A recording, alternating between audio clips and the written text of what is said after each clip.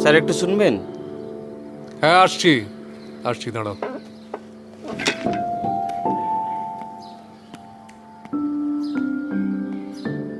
হ্যাঁ বলো। স্যার উপরের ঘরে যে কাজটার মেরামতি চলছিল সেটা আপনি নিজে চোখে দেখে নিলেই ভালো হয়। আচ্ছা ঠিক আছে, কোন ঘরটা দিই বলো তো? ও নিয়ে তুমি চিন্তা করো না, ও আমি ঘর ঠিক করে দিচ্ছি।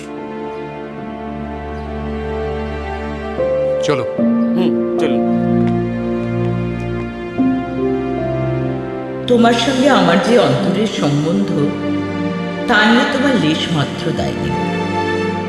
আমি রাগ করে বলছি না, আমার সমস্ত ভালোবাসা দিয়েই বলছি।